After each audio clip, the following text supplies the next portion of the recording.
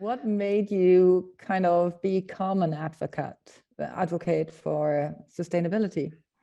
Well, I think I always had an interest in living sustainably. And I got involved in politics when my kids were young. I think a lot of people do have a moment in their life where they feel like they want to improve the world. And that was the reason I joined politics. And I joined an environmental political party in Ireland. And after working in it, I was heavily involved for 4 years. And then I went and I was researching something and I realized I knew less than I thought, because being involved in the political party, you're sort of at high level and you're talking about policy, but the day-to-day decisions that a citizen makes in their life, that sort of information wasn't trickling down. And so I decided, well, if I don't know, and it turned out it was coffee cups. Before we had compostable coffee cups, so the normal single-use coffee cups, I didn't know they weren't recyclable or biodegradable. And I couldn't believe that I wasn't aware of that. So that's when I started researching, and I was keeping a record of what I was learning because there was so much information.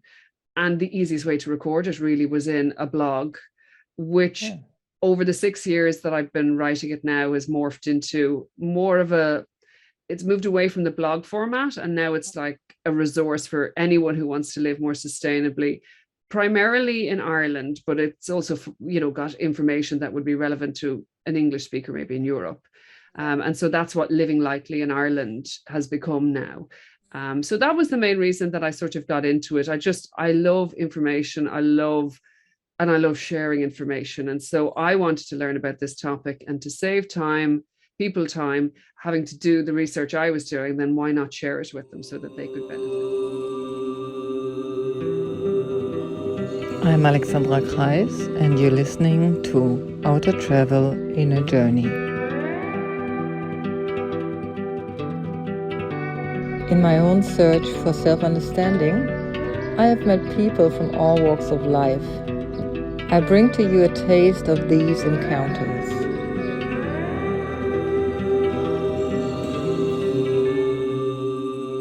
Welcome to Outer Travel in a Journey, here with Alexandra, and today with Elaine Butler from Dublin, Ireland. Hi, Elaine. Hi, lovely to chat to you.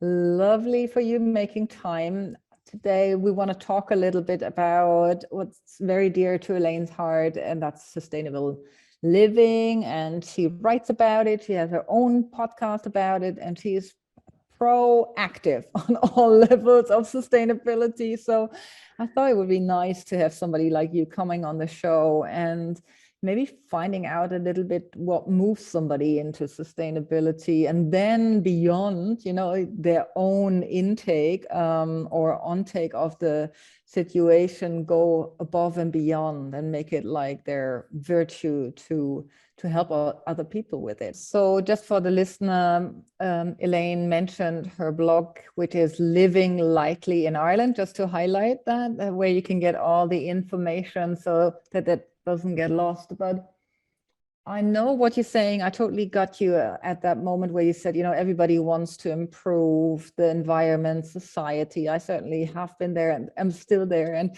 for me, it moved more into the realms of helping people along to be more, I wouldn't say sustainable, but more in tune with themselves and in love with themselves in a way, because that often kind of leads into less using things that are not in harmony with nature, So what can you remember? Was there a triggering moment for you? Because sustainability is also such a big, keyword, hashtag thing these days. Everybody is kind of into sustainability. And so I was just wondering, what really triggered you to do this? Can you remember, or is there no such story? Well, for me, it was not understanding it fully and wanting to understand it fully, but that's just the way my brain ticks if there's something that I need to explore. But I do think that I always talk about sustainability as a journey, and a lot of people in the sustainability sphere do too. Most people join it because they want to use less plastic, or they want to buy secondhand clothes. So there's a very specific task that they want to undertake, and they want to find information about that. And I was the same. I was just trying to reduce my plastic intake, my carbon footprint. It was very specific. But over the last 6 years, what I've discovered is that it's not about making different choices. It's not just about making different choices, because that is part of it, but it's also about having a different set of priorities and living differently. And for me, an awful lot of the issues that cause unsustainable behavior are a symptom of a way of life that I don't think sustains humanity. I don't think it feeds our soul or our mind. And so we paper over the cracks with consumption and overindulgence and convenience. And an awful lot of times people choose convenience because they really are run ragged. And so I think the modern world is too fast paced. And because of that, we don't have time to form genuine connections with people in our lives and in our communities. And they're the things that really feed you. As I was moved to a more sustainable life, you really have to live and operate and connect with your community, because you're avoiding buying stuff. So you're borrowing and you're lending and getting things secondhand, getting things repaired. And so you interact with people a lot more than you would do in, a traditional linear way of living where you're clicking and seeing the delivery arrive on the doorstep. And so the happy experience or the surprise as a result of that is that I just feel embedded in a community much more than I did previously. And I've realized that that's solved an awful lot of issues for me. Like I, maybe would have treated myself by shopping. I don't really feel the need to do that. So it actually removed the need.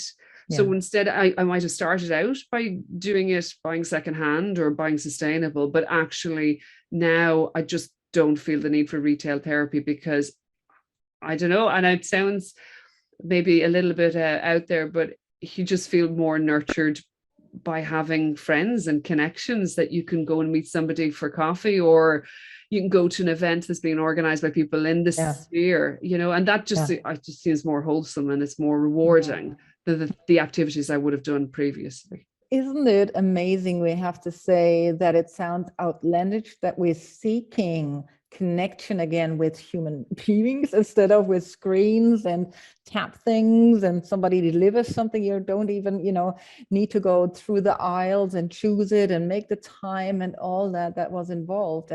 And I remember a time when that was high priority. So it's all taken a whole kind of swipe up. And now we're kind of coming back down to what is actually what we are wired for. That's what I think. We're wired for connections and we're wired for interactions. And so when we talk about sustainability, we haven't kind of defined the term. When you said you wanted to know more about it, I just realized maybe I don't know much about sustainability. So what would you say is beyond what you already mentioned, that it becomes a lifestyle, a reconnecting with your network and what's available to you in this open world? But where does the original thought come from? Well, in a nutshell, sustainability is living in a manner that protects the planet and resources for future generations. It's as simple as that. And so, similar to the Native American way of approaching things, where they make decisions with the next 7 generations in mind, it's that sort of thing. So if we're cutting down the forest now, where is the timber going to come for the next generation? Or, how does that affect biodiversity that's going to impact on the crops that the next generation are growing? And so you're making decisions now with a view to how it will impact people in the future. And so the thing about, using less resources, buying secondhand, they're all ways to achieve sustainability.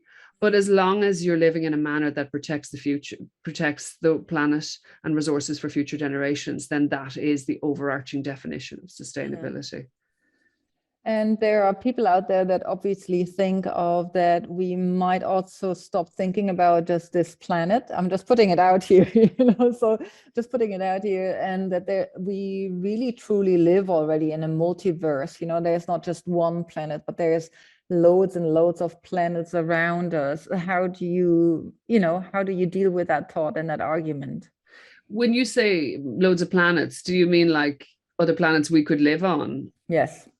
Well, I mean, there were definitely some individuals who were putting bets on that and trying to invest in that. And but when you think about it, like it's like those doomsday movies that you see released, where everyone's clamoring to get onto the spaceship to escape Earth at the end of days to go to these other planets. And so not all of us on the planet are going to get onto those spaceships. So it's only really for a select few. And that's why if you believe in climate change and climate catastrophe, then why wouldn't you act to prevent it happening? Because unless you're connected to Jeff, to Bezos or to any of the other billionaires who are creating rockets, then your chances of getting on one of those spaceships is very limited. So you might as well put your money into something that is probably going to be more realistic for you. And I'm hoping, like with new technology and also with this shift in mindset in citizens' minds, that we have a fighting chance of at least minimizing the death toll at this stage, but it remains to be seen. I mean, I wouldn't say that everybody's into sustainability at all. I think there's quite a lot of people who want it done for them. And like so, in what ways? Look, I mean, there's very simple ways to be sustainable. One of the things we have in Ireland is people leave their engine idling while they're parked. Just forget to turn it off. And I mean, there's no benefit to that. Maybe in winter where you have the heating on, but like in summer, I see people doing it in summer. And like people just don't necessarily want to change how they live, and they like their shopping and they like buying things new and they like putting everything into the bin instead of having to think about where they might donate it. And now I don't think everyone is like that, but a large proportion of society is like that. Not enough people are making enough change at this point in time. And it just remains to be seen whether it changes quickly enough for us to avoid the worst of climate catastrophe. It reminds me a little bit of, and I don't want to have a political argument here, I'm just kind of like seeing where your interest lies, and looking into somebody who likes the connection to it. But it reminds me of the Unconvenient truth, like where you kind of feel like, well, I'm trying to, help along, but obviously it's not me who's creating this, but the, bigger manufacturers, bigger factories that are all producing things. So maybe people are just disheartened. The ones that don't come into the thought of sustainability, maybe they're just disheartened by the... Possibly, but I mean, if you saw, if you saw that there was a fire coming towards you, would you not try and run? Or would you sit there and go, there's no point? I mean, I prefer to run and maybe, meet my maker on the way than to just sit and like not even try. So maybe, but, and I do think there is an argument that, maybe some of the responsibility lies at the feet of, large organizations who knew this was a reality, but we're customers of a lot of those manufacturers, and it's not like there aren't alternatives. So people say, oh, Coca-Cola are the biggest polluter in the world because it's generally Coca-Cola bottles or their bottles that end up on beaches and stuff like that. And there is an issue with putting plastic into societies that aren't organized to deal with that waste. But in the overdeveloped world, the Western world, like we have choices. So there are people still buying product from Coca-Cola, and then if they have a difficulty with it, then why are you? So we all have to do our bit. And rather than point the finger and say, well, I'm not doing anything because that person's not doing something, then I would rather do my bit and point the finger at the other person and say, well, you need to try harder. Whereas we all just stand and watch the world burn, pointing fingers at one another. I mean, it doesn't really help us. No. Even if it's not fair, I can get that. It's not fair, but it doesn't really help anybody to do that. No, and I think to me, when I listen to the arguments around sustainability, it's not that I'm not for it and that I don't want to do my thing. It's a little bit like when I started doing yoga, it was purely for the sense of, I started with a vigorous style, and I come from 30 years back in yoga, you know, and I started with a vigorous style where I felt like I do a little bit of sports, so to speak, and then the whole thing rolled up on me, you know, like I couldn't stop the input that was coming its own way. Like you said, you started with trying to understand sustainability, and then suddenly you notice it's about connection and, you know, like more satisfaction in that connection. And I think that was the same for me with yoga, you know, something just added up and I started eating differently without me having to announce myself to be anything of a certain diet or, you know, connoisseur of vegan. I don't know, you know, it doesn't matter. It was just like I got more aware of what my body wants. And so sustainability to me is in that sense the reaching out into the world, you know. Now I know what my body wants, you know, and now I can listen to what the world wants, so to speak, you know, like what the planet wants or needs and so on. If that Yeah. somehow makes sense to you, you know, No, that's all I'm saying. absolutely. And I think that that's what the basis of the website is. I found that when people started to do just one thing, just trying to be more sustainable in one area of their life, it had a knock-on effect.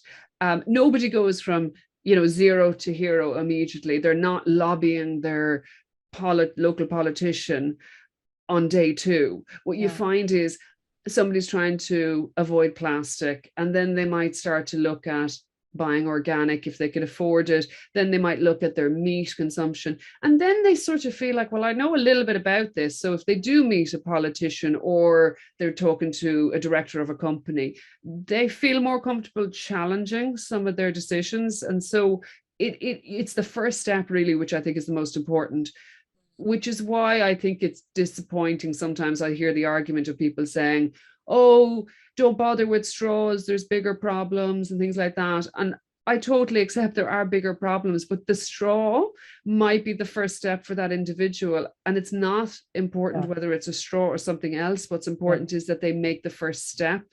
And if they've made the first step and shared photos of them having a drink without a straw or whatever, and then they see on social media people dissing that as a choice, then they may never start again because they'll feel foolish, you know. So I think we should just encourage all movement in the right direction. And I think we're too quick to shout greenwashing as well sometimes when companies are starting out, because there is some greenwashing, and greenwashing when it's intentionally misleading a customer, I think is not to be.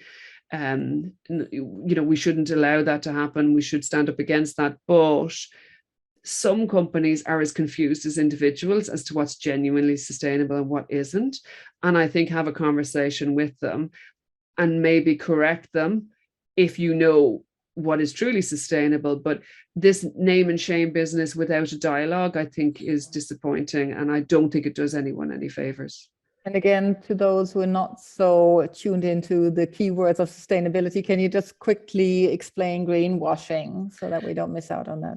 So greenwashing is the intentional misleading of customers around sustainability attributes. So somebody claiming that this is sustainable when it isn't, or it's something that everyone else does. So for instance, like you might say, oh, so our paint is free of lead. And all paint is free of lead. And so that's sort of, and when you're in the industry, you know that. And so that's sort of misleading to say it, and that this is like a special feature. So that would be considered greenwashing. And actually, that benchmark is moving all the time, you know. So what was considered green 10 years ago, like in the past, we would have talked a lot about something being recyclable. And you're still hearing it quite a bit, but recyclable matters very little if you're not using recycled content in yourself. And so now you're seeing more and more products that are recyclable and recycled.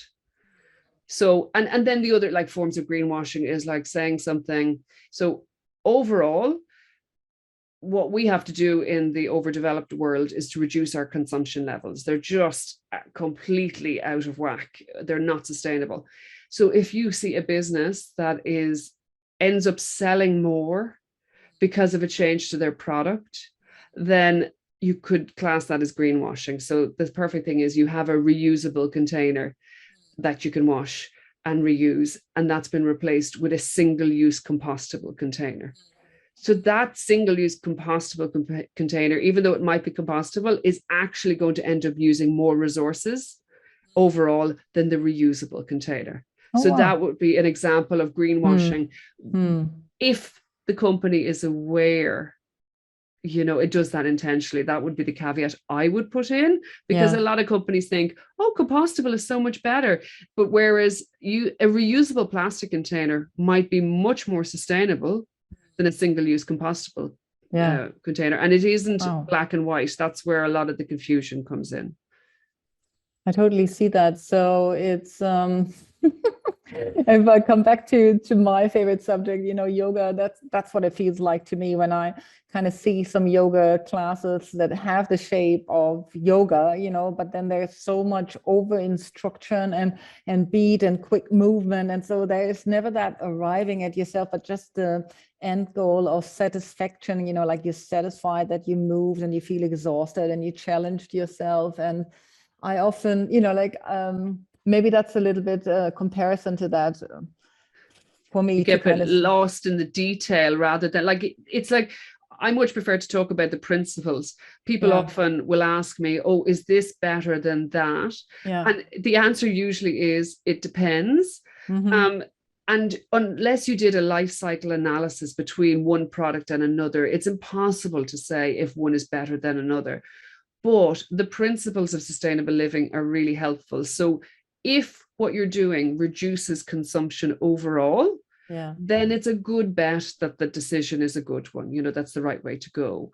And then also, that it is not harmful to the natural world or to humans. So less toxins, that's generally something that you can be fairly confident is a good decision. So those sorts of principles I talk through on the website, but what you'll find is that people want quick, simple answers because that's how our societies are set up. We're used to that. And when you sort of say, well, it depends, you can see people, no, just tell me, is bamboo clothing better than organic cotton? And you're going, well, and that's where people tune out. And it's actually where companies capitalize, because they're very quick to tell you, our sustainable bamboo collection.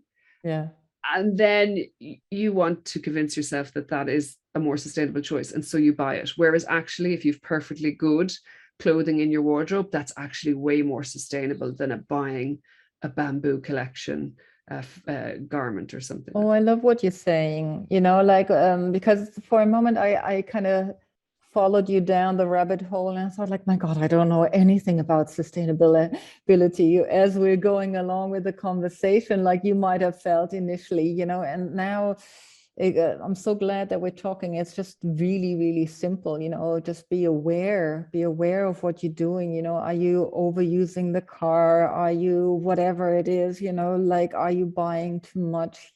Can you produce this at home instead of buying containers for it? I was just thinking about my yogurt. I love making yogurt. And so we don't have all these kind of yogurt pots, that kind of go into the bin. And yeah, super. And what you find is, I know when I started, I would make some decisions based on certain information, but then when I learned new information, then I just adjust those decisions, and that's perfectly okay, because like somebody who's making yogurt with plant-based milk will have a different impact than somebody who's making it with dairy milk. That will depend on whether that dairy milk is produced locally or whether it's produced abroad. And, there's so many factors, but most of us, I find, like when I go shopping, I do try and buy package free as much as possible. So I try not to get lost in the weeds of whether this packaging is better than that packaging. I just aim to buy package free as much as I can. I aim to buy as much organic as I can and locally grown seasonal fruit and vegetables. And then I just forget about the rest. Because I'm not going to know whether this tomato sauce is better than that tomato sauce. It's like, no, I'm just going to focus on the bits I know are more sustainable. And then when they bring in carbon footprinting on products, they'll put it on labels on the food products, then I won't have to do the thinking. And it's impossible to do the thinking. Like I said, you need a life cycle analysis. So why fill our lives with that sort of noise. Yes. Just if you think to yourself, how am I reducing my overall consumption of resources? And that could be water or energy or plastic or goods. If I'm doing that, then you're on the right track, and just don't worry about the small stuff. I have a final question for you. Do you think sustainability is your spirituality or your kind of connection to whatever, the higher divinity, or has that become something for you that has taken on a higher power, so to speak? I don't know. I mean, I think it's definitely fits. It clicks with me. It resonates with me. I've always had an issue with waste, like just not from an environmental point of view, but it just felt morally wrong to waste what you've been given. And so I think I've sort of found my calling, whether it's divine, I don't know. I might find out at the end of my life. I get that answer. But I definitely feel much more satisfied on a spiritual level doing this work than I did, because I trained as a spatial designer and worked as an interior architect for 15 years. And although I enjoyed it, I didn't feel like I was contributing to something bigger than me. Yeah. Whereas doing this, I feel I am, and it feels right. And I do, like, living lightly in Ireland, I'm very lucky to be supported by some readers of the website, but they just pay for the hosting and stuff like that. I don't make money to live on from it. And so I'm not doing this to pay the bills, but I'm doing it because I believe it's the right thing to do. And so, and I do think my life is so much richer and so much more rewarding doing this than it was previously, where I probably struggled to know what my purpose was. And I don't feel that now. I love it. I know this is so off-putting when we talk about the divine or spirituality, for it, because it's such yoga jargon, but it's I meant it in a way to reveal also that being in context or in contact with greater things often means like to look into the depth of your emotions and fulfillment. And that's all it is, like most philosophers from the West would have said something along the lines, I'm just trying to be a good human.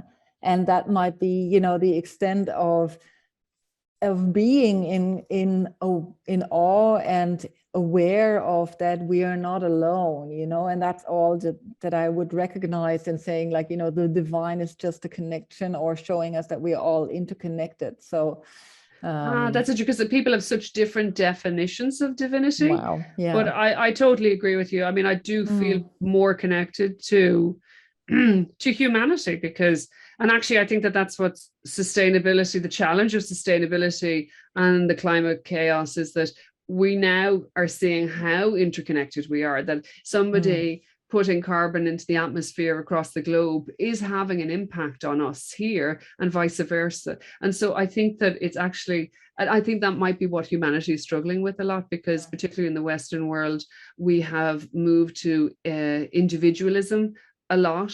And I know we were talking, we don't want to bring politics into it. It's really hard not to, because our society is based on our political ideals.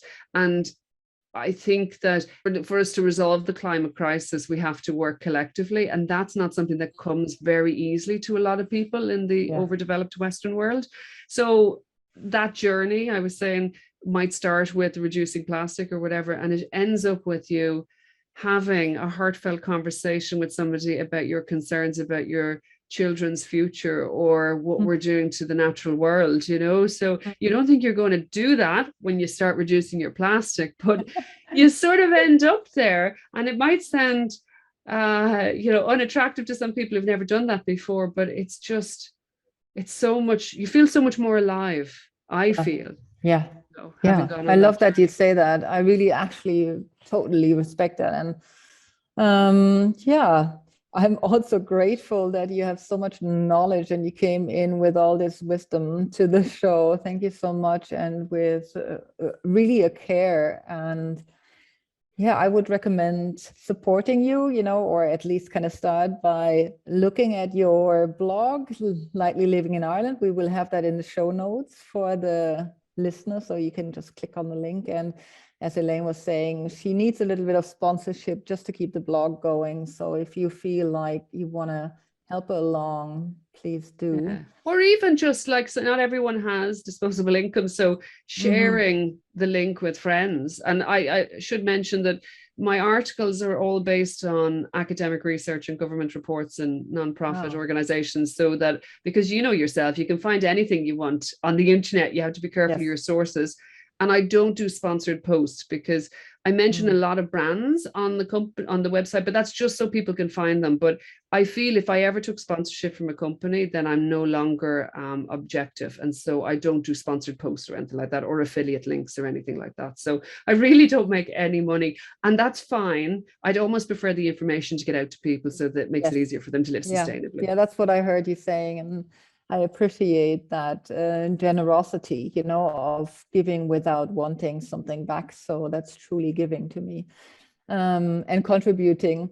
I'd like to ask my guests, is there something that you want to say to the listener? Well, I would say for anyone who's thinking of, probably a lot of your listeners are already living sustainably, and I applaud them for it if they are.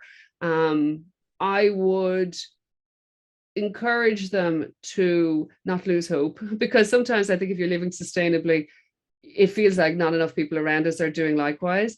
In my experience, change is slow, and so you can show through your actions rather than telling people what they should do.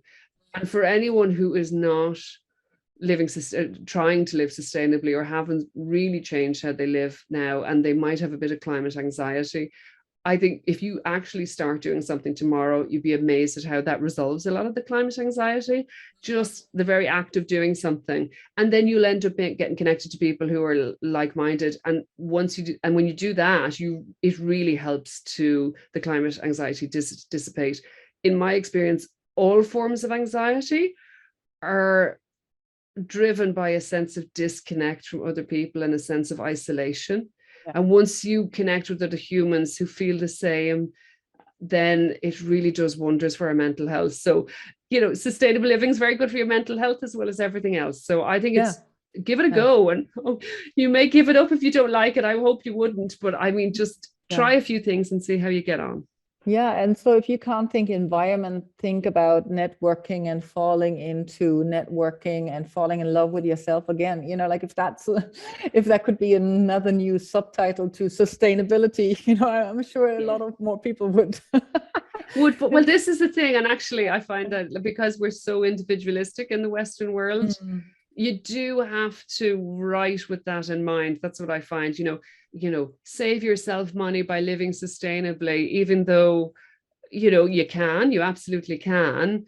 But personally, I'm more interested in, how do I help others by living sustainably? That's what floats my boat, and it's much more rewarding. But that's not what people search for in Google. No, exactly. And it doesn't matter. That's what I mean. If I want to sum up the show, I wanted to say to the listener, key point here was, it doesn't matter where you start, or what reason you start with, whatever kind of triggered you or whatever kind of got you hooked, really use that, and don't be so guilt-ridden, or, listen to your monkey mind about like it should have a higher thing in it, but just do it, because any good deed ends up in, like having and creating good reactions. I don't want to say karma because it sounds so, some people have a different but it does. And you meet, in my experience, the people who are involved in sustainability are generally very generous and open-hearted, and they're in just a nicer class of people. And so you make the loveliest friends actually in it. And I have a network of people, and we should be competitors, because I do consultancy on the side, which is to do with circular design. It's a different thing, but we should be competitors in that sphere, but we're not. We help each other and we share resources and stuff like that. And I do think that you find that in the sustainability world a lot more than you might in other sectors. And so it's really beneficial. A nice group of people generally. Great. Add me to it. Thank you again, Elaine, for coming today. My pleasure. I'm absolutely delighted. It was great chatting to you. Yeah, great chatting to you. And thank you for listening, and dear listener, and I see you on my next show.